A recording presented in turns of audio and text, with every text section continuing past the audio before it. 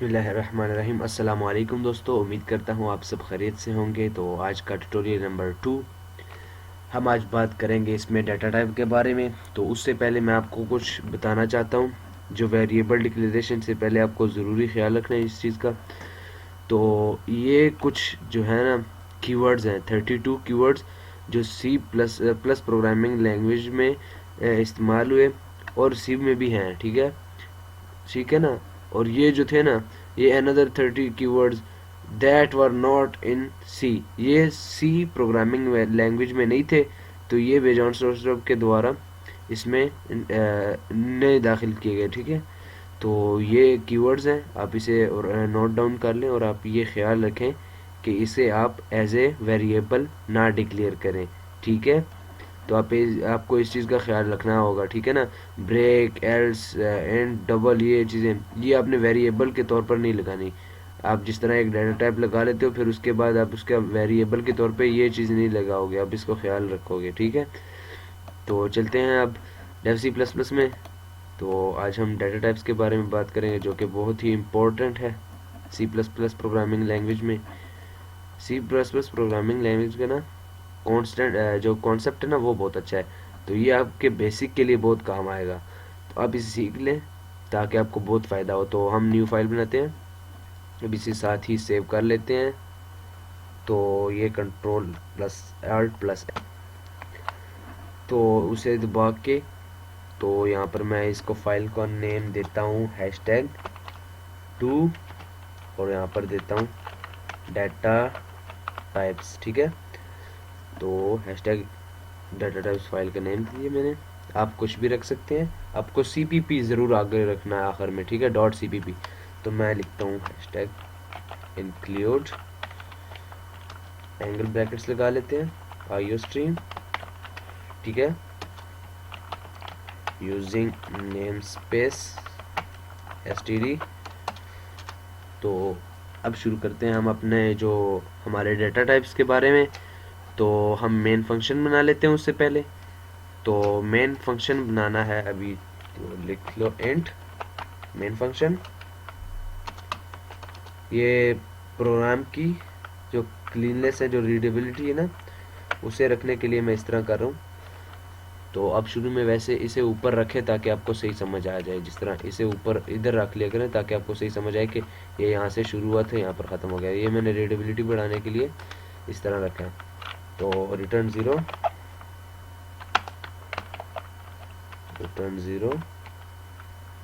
अब बताता हूँ मैं। तो C plus plus programming language में जो फंडामेंटल डाटा टाइप्स है ना, वो 4-5 ही हैं फंडामेंटल जो डाटा टाइप्स हैं। तो उनमें मैं लिख देता हूँ, मल्टी लाइन कमेंट्स लगाएंगे यहाँ पे। तो यहाँ पे मैं लिख देता हूँ characters, integer, floating point, boolean, और last one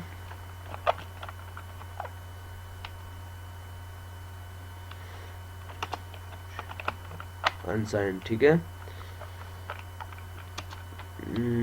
fundamental data types, fundamental fundamental data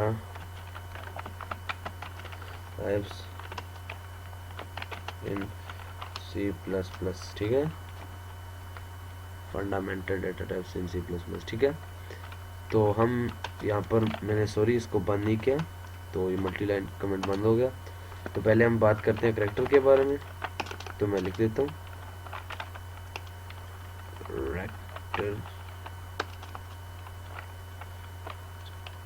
character, तो करेक्टर पहले इसके बारे में बात करते हैं हम।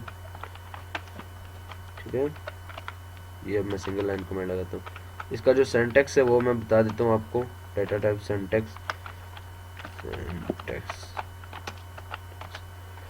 Of data.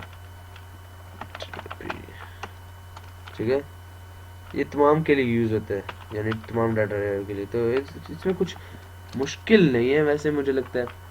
तो सिंटैक्स कहीं का चेंज होता है तो कहीं का सेम होता है। तो आपने सिंपली सब में अक्सर जो होते हैं ना डाटा टाइप्स, उनमें यही है। यानी आप पहले लिखोगे जिस तरह फ्लोट में लिख रहा हूँ, फिर यानी इसको आप यहाँ पर लिख सकते हो डाटा टाइप, देन आप लिखो वेरिएबल,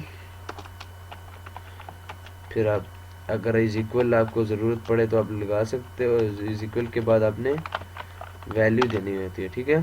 तो ये डाटा टाइप्स के लिए नहीं, जो सिंपल होते हैं, जो फंडामेंटली यूज़ हो रहे हैं, उनके लिए इस तरह ही है, ठीक है। जिस तरह मैं यहाँ पे आपको दिखा देता हूँ, फ्लोट वेरिएबल नेम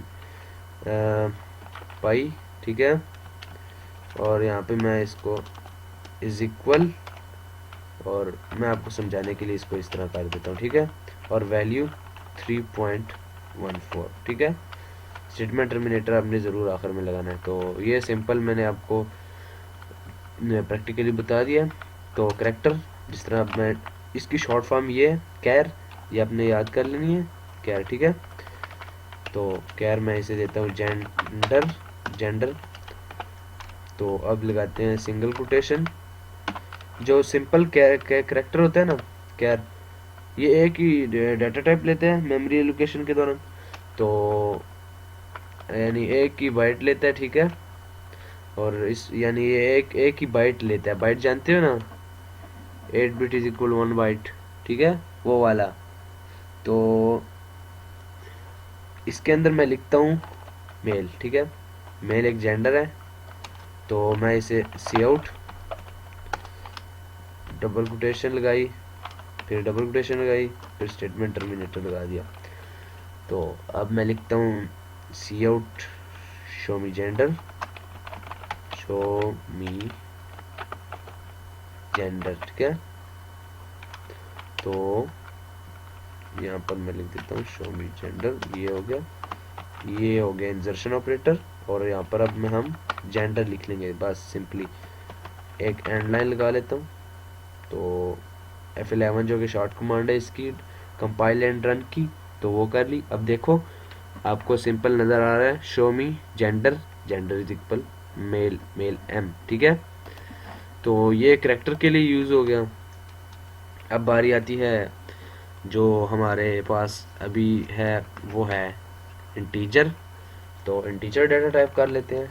इंटीजर का इंट है, यानी आपने इसका, मैं यहाँ पर आपको चलो शॉर्ट फॉर्म भी लिख के बता देता हूँ, इसी में ही जो इसमें यूज़ होती है कोडिंग के दौरान अक्सर जगह पे। मैं आपको एक हिंट देता हूँ, कोडिंग के दौरान अक्सर जगह पे ये शॉर्ट फॉर्म यूज़ होती है। जिस तरह स्टैंडर्ड के लिए std, करैक्टर के लिए कैर, इंटीजर के लिए इंट, पूरा पूरा नाम नहीं लिख रहे, देखो आपको पता चल रहा होगा आपको सिंपली।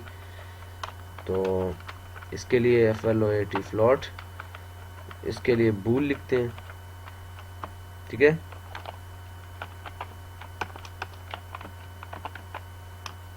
और ये तो अनसाइंड है ना, जो अनसाइंड, जो बिल्कुल ही दिखाई नहीं जाते इसमें।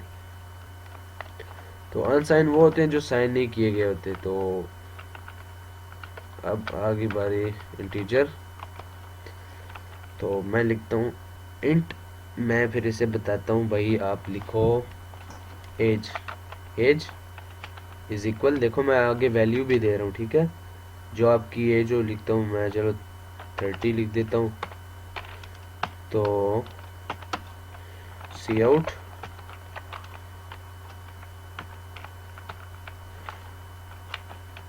Show me your age. तो आपको ये भी बताता चलो कि ये डाटा टाइप असल में होते क्या हैं C plus plus programming language में। तो ये आपको बताता चलो कि ये कंटेनर होते हैं जो डाटा स्टोर करते हैं, ठीक है, जो डाटा स्टोर करते हैं। तो मैंने इसे एज दिया था, देखो इसने, अब ये कंटेनर है, इसने इंटीजर एक कंटेनर है, इसने किस वेरिएबल एज को स्टोर किया अपने अंदर, यानी अपने अंदर ले लिया, फिर इसे वैल्यू दी गई, इसे 30 वैल्यू दी गई। तो अब जो इंटीजर एज है ना, तो वो हमें कंपाइल एंड रन टाइम के दौरान हमें शो हो जाएगा एग्जीक्यूशन के बाद। तो हम देखो, देखो शो मी योर एज 30, ठीक है। तो ये इंटीजर है, इंटीजर की और भी नीचे जो एग्ज़ाम है वो है, इसमें आता है शॉर्ट इंट, लॉन्ग इंट, ठीक है। तो शॉर्ट इंट भी इसी तरह ही होता है, same short int same to same integer की तरह ही होता है, वो भी लिख लेते हैं। उसकी डिक्लेरेशन कैसी है, शॉर्ट इंट, तो आप इसे अब फिर से दे दें, एज इज इक्वल 50, ठीक है। C out, double quotation, statement terminator, और यहाँ पर इसे दे दें शो मी योर एज, ठीक है।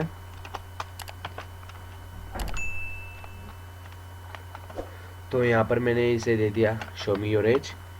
तो हम यहाँ पर वेरिएबल इंसर्शन ऑपरेटर के बाद यहाँ पर हम वेरिएबल डिक्लेयर कर लेते हैं। तो एज यहाँ पर क्योंकि सेम है ऊपर वाला भी, तो मैं एज से एज 2 देता हूँ, ठीक है।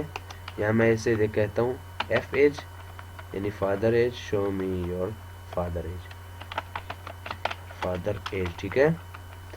ये मैंने वैसे ही लिख दिया, आप इसकी जगह 60 भी लिख लें, जो कुछ भी लिख लें आप, मगर आपको ये याद रखना चाहिए कि आपने इसे माइनस और प्लस यानी सब्ट्रैक्शन और एडिशन में वैल्यू देनी है, ना कि डॉट में, क्योंकि ये प्रिंट नहीं होती फिर। तो एफ एज ई, एफ एज, ठीक है। एंडल, एंडल एंड लाइन के लिए यूज़ होता है। तो हम F11 जो कि शॉर्ट कमांड है इसकी, तो देखो show me your father age, देखो ये शॉर्ट इंट है, सेम ही यही है, इसी तरह ही फिर। तो मैं आपको लॉन्ग इंट के बारे में बता देता हूँ। लॉन्ग, लॉन्ग में भी आप इसी तरह ही लिख सकते हैं, F age, grand F age, ठीक है, यानी ग्रैंड फादर एज। तो आप लिख लो, आप सिंपल लिख लो यहाँ पर 80, या ज़्यादा कर लो, इससे 90 कर लो। ऐसे ये मैं आपको एग्जांपल के लिए, मैं रियल लाइफ एग्जांपल दे रहा हूँ ना आपको, ताकि आपको समझ भी बहुत जल्दी आए। तो यहाँ पर मैं लिखता हूँ show me your grand age, ठीक है। तो मैं लिख देता हूँ जी एफ एज, ठीक है, ग्रैंड फादर एज, ठीक है। F11 लो भाई, शो हो गया। तो ये सिंपली हो गए हमारे दो डाटा टाइप। अब आती है बारी हमारे तीसरे डाटा टाइप की, जो मैंने बताया ऊपर फ्लोटिंग पॉइंट है, तो उसको हमने शॉर्ट में लिखना है। देखो ये फ्लोट हो गया, तो मैं आपको आसानी के लिए यहाँ पर इस तरह स्पेसेस दे देता हूँ कुछ, आपकी आसानी के लिए, ताकि आपको बिल्कुल आसानी हो पढ़ने में भी। तो यहाँ पर मैं लिख देता हूँ अब फ्लोट ऊपर मैंने, अब मैं इसे देता हूँ जी की वैल्यू, यानी ग्रेविटी इज इक्वल 9.8, ठीक है। तो इसमें पॉइंट, फ्लोटिंग पॉइंट है ना, नाम से ही पता चल रहा है कि इसमें पॉइंट में बात करनी है, कोई इंटीजर की तरह हमने सब्ट्रैक्शन एडिशन वाली वैल्यू नहीं देनी, इसमें पॉइंट ज़रूर लगाना है इसकी वैल्यूज़ में। तो हम यहाँ पर मैं देता हूँ अब, ठीक है, डबल कोटेशन और आ गया स्टेटमेंट टर्मिनेटर। तो यहाँ पर दिखाता हूँ ग्रेविटी, ठीक, तो ग्रेविटी यहाँ पर मैं लिख देता हूँ जी, तो एंडल भी दे देते हैं इसे, एंड लाइन। तो अब मैं इसे कंपाइल एंड रन करता हूँ F11 के साथ। तो देखो ग्रेविटी 9.8। तो अब इसके भी दो और एग्ज़ाम है, इसमें एक डबल आ जाता है, फिर एक लॉन्ग डबल आ जाता है। इसमें आखिर में, वीडियो के आखिर में आपको मैं एक टेबल दिखाऊंगा जिसमें सब कुछ डिक्लेयर आपको हो जाएगा, और आप बहुत ही आसानी के साथ सब कुछ आपको मालूम हो जाएगा कि क्या क्या कौन सी वैल्यू रखता है और कौन सा कितने बाइट तक मेमोरी के अंदर एलोकेट होता है। तो उसके लिए अभी प्रैक्टिकली कर लो, फिर बाद में थोड़ा थ्योरेटिकली करेंगे, वो भी इतना देर थ्योरेटिकली नहीं है, सिर्फ एक टेबल को ही समझना है, छोटा सा टेबल है, ठीक है।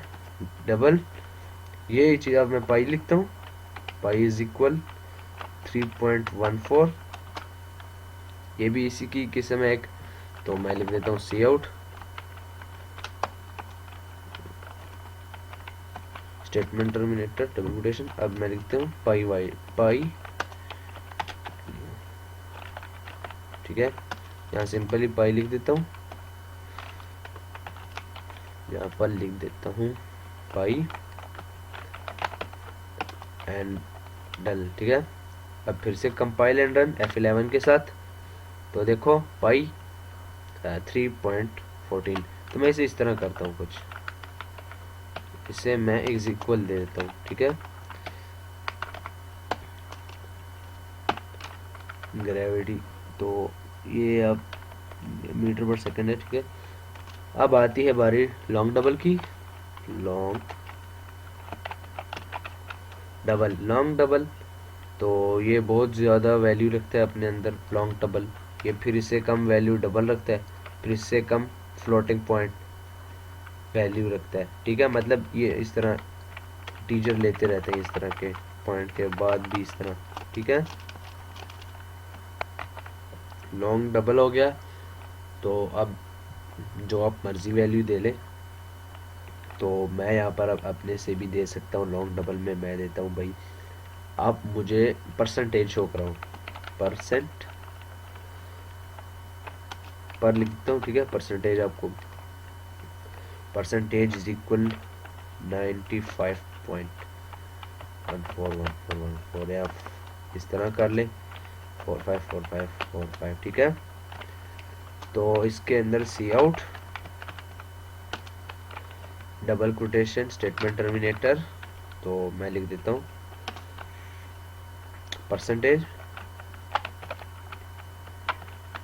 Percentage is equal to P. हाँ, अब मैं यहाँ पर इसे इंसर्शन ऑपरेटर पर, फिर इंसर्शन ऑपरेटर, फिर एंड लाइन, तो F11 compile and run.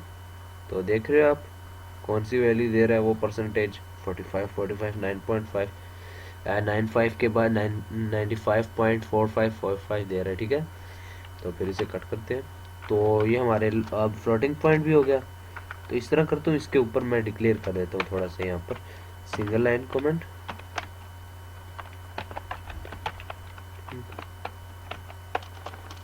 Floating point, ठीक है। इसके बाद आ जाता है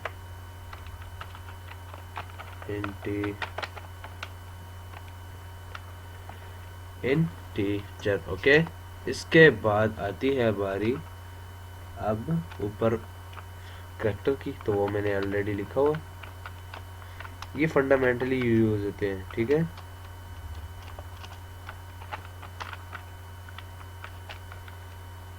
तो अब थर्ड यानी ये बेसिकली ज़्यादा यूज़ होते हैं इसमें, मोस्ट यूजेबल। तो अब बारी है इसके बाद बुलियन की, जो सिर्फ ट्रू और फॉल्स देता है। ट्रू और फॉल्स यानी जो आप इसे कहेंगे ट्रू हो जाएगा, और फिर जो आप इसे कहेंगे फॉल्स। तो ये किस शक्ल में देता है, ये 0 और 1 की शक्ल में ट्रू और फॉल्स देता है, ठीक है। फोर्थ वन इज ट्रू और false, true and false, false true and false Boolean.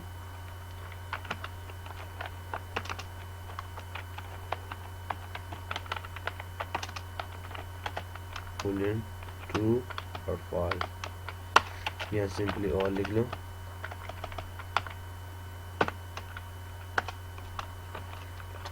तो इसकी डिक्लेरेशन भी आपको कुछ बता देते। तो अब हम इसे डिक्लेयर करते हैं। तो यहाँ पर मैं लिखता हूँ बूल, ठीक है। आगे वेरिएबल बनाता हूँ, मैं इसे कहता हूँ ट्रू, मतलब सारा प्रोग्राम ट्रू है। मैं इस तरह करूँगा, ये अंडरस्कोर ऑल ट्रू, ठीक है। तो इज इक्वल टू, ये मुझे पता है आप क्यों क्या प्रिंट करेगा, कोई बता सकता है, आप में से कोई बता सकता है? ये मुझे 1 प्रिंट करेगा, देखना आप, ठीक है। Double quotation statement terminator show मी बुलियन, ठीक है। तो यहाँ पर हमें अब बूल लिखना है। ये हो गया, मैं इसको कहता हूँ, ये बूल लिख लिया मैंने, तो मैं इसे वेरिएबल का नेम दे देता हूँ। फिर मैं इसे एंड लाइन ले लेता हूँ। तो F11 compile and run short command है। ये हो गई हमारी शॉर्ट एंड, ठीक है। तो क्या आपको गौर करें, आपको नज़र आ रहा है ये वाला शो मी बूलियन 1। तो अगर मैं इसे फॉल्स कर दूं, इसे कोई वेरिएबल को आप कुछ भी ना करें, कोई फ़र्क नहीं पड़ता, ठीक है। इससे फ़र्क पड़ता है। तो अब देख लो ज़ीरो आ रहा है कि नहीं, तो ये सिर्फ 0 और 1 शो करता है, ठीक है। तो अब मैं आपको एक टेबल दिखाता हूँ जिसमें इसकी सब वैल्यू आपको समझ आ जाएगी। तो अब देखें सिंपली, अब मैं आपको दिखाता हूँ, ठीक है। अब देखना, मैं इसे पेंसिल पकड़ लूँ ना इससे, तो अच्छा करैक्टर, ठीक है। जो करैक्टर होता है ना, जो करैक्टर होता है, ये देख रहे हो आप, करैक्टर और स्मॉल इंटीजर, ये एक 1 बाइट लेता है, ठीक है। ये 1 बाइट लेता है क्योंकि ये एक ही करैक्टर लेता है। जो साइन वैल्यू इसकी है, इसकी माइनस 128 से लेकर 127 तक है। जो अनसाइन वैल्यू होती है वो 0 से 255 तक, ठीक है। 0 से 255 तक। और जो शॉर्ट इंट है इसमें, इसके बाद अब इंटीजर आ जाता है, ये देख रहे हो आप इंटीजर। तो इसमें फिर शॉर्ट इंट आता है पहले, यानी आप इंटीजर पहले लिख लो ना, ठीक है। इसमें आ जाता है फिर इंटीजर 16 बिट जो सिस्टम होता है इसमें 2 बाइट बनाता है, ठीक है। ये सिस्टम पर भी डिपेंड करता है। साइन वैल्यू इसकी माइनस 32,768 से लेकर 32,767 तक है, ठीक है। जो अनसाइन वैल्यू इसकी 0 से लेकर 65,535 तक है, ठीक है। इसी तरह फिर जो इंटीजर होता है 32 बिट सिस्टम होता है जो, उसमें 4 बाइट लेता है, ठीक है। 4 बाइट मैंने आपको पहले ही बता दिया, सिस्टम पर भी डिपेंड करता है। तो ये माइनस और इकाई, दहाई, सैकड़ा, हजार, 10,000, लाख, 10 लाख, करोड़, 10 करोड़, अरब। तो ये बहुत ही हाई यानी बहुत ही ज़्यादा दूर तक वैल्यू ले सकता है, ठीक है। तो इसके बाद आता है हमारे पास, मैं इसका पेन का थोड़ा सा ना ये बढ़ा देता हूँ, पेन सर्कल ब्लैक कर लेते हैं। अच्छा, तो मैं पेंसिल ही चूज़ कर लेता हूँ। अच्छा, इसके बाद आती है बारी लॉन्ग इंट की। तो जो लॉन्ग इंट है इसमें लॉन्ग इंटीजर, तो पहले शॉर्ट कर ले, शॉर्ट की बारी कर लेते हैं, शॉर्ट की बात कर लेते हैं। शॉर्ट इंटीजर 2 बाइट लेता है, लाइक दिस, ठीक है। इसी तरह जिस तरह मैंने पहले बता दिया, देखो इसकी वैल्यू भी 32,000 से -32,000 से लेकर और -32,768 से लेकर 32,767 तक है, ओके। नज़र आ रहा है आपको। तो ये ग्राफ आपने ना याद कर लेना है। वैसे ये इतना कुछ आता यानी पेपर में आता है मगर ज़्यादा नहीं है, बस MCQs के लिए कभी कभी बना लेते हैं, लेकिन ये बहुत ही फिर वो कॉम्प्लिकेटिव हो जाता है, ठीक है ना। तो ये इसकी वैल्यू फिर 0 से लेकर, देखो आपको नज़र आ रहा है 65,535, ठीक है। इसी तरह ये सेम लाइक दिस। तो इसके बाद अब लॉन्ग इंटीजर है। लॉन्ग इंटीजर वो इस तरह ही है जो 32 बिट सिस्टम की, इसी तरह ये सेम टू सेम। देखो इसकी सिर्फ साइन वैल्यू है, बस इसमें इतना चेंजेस है कि ये लॉन्ग इंट है और वो जो 32 बिट सिस्टम की वजह से है, ठीक है। ये और ये सेम है, और यहाँ पर आपको हेल्प आसानी के लिए ये और ये सेम है, ठीक है। अब बारी आती है जो इसमें अनसाइन भी देख लें सेम ही है। तो अब बारी आती है फ्लोटिंग पॉइंट की। फ्लोट इसका जो हम वेरिएबल डिक्लेयर करते हैं ना C++ में, फ्लोटिंग पॉइंट नंबर डिस्क्रिप्शन है इसकी। अच्छा, 4 बाइट्स, ठीक है। ये 4 बाइट मेमोरी में लेता है, अपनी जगह घेरता है। तो ये इसकी 3.4 × 10 की पावर -38, ठीक है। यहाँ से शुरू हो जाता है और 3.4 मल्टीप्लाई बाई 10 की पावर 38 तक, ठीक है। और इसी तरह फिर ये भी, ये आप देख लो, डबल की बारी आ जाती है। मैंने जिस तरह आपको प्रोग्राम में प्रैक्टिकली पहले करके दिखाया, double precision floating point numbers, ये 8 बाइट्स लेता है। 1.7 मल्टीप्लाई बाई 10 माइनस 308 यहाँ से शुरू हो जाता है, और 1.7 मल्टीप्लाई बाई 10 पावर 308। तो आपने ज़्यादा इसमें डीपली नहीं जाना, ठीक है, अपने आप को कंफ्यूज नहीं करना। आप बस इसको देखो कि ये कितनी जगह गिरता है। अच्छा, लॉन्ग डबल जो होता है इसमें, long double precision floating point number, ये 10 बाइट्स लेता है, ठीक है, ये 10 बाइट्स लेता है। मेरे ख्याल में ये इन सब में से ज़्यादा रहता है, ठीक है। और इसकी आप वैल्यू देख लो, देख रहे हो, आपको कुछ नज़र आ रहा है?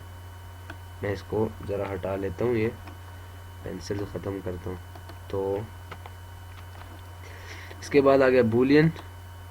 तो ये मैं इसको थोड़ा सा जूम करके दिखाता हूँ।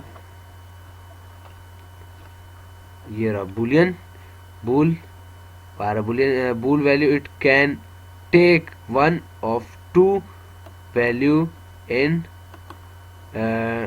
ट्रू और फॉल्स, ठीक है। टू वैल्यूज ट्रू और फॉल्स, जिस तरह मैंने आपको वो ब्रैकेट में लिख कर दिखाया था, ये देख लें, ये देखो ट्रू और फॉल्स, ठीक है।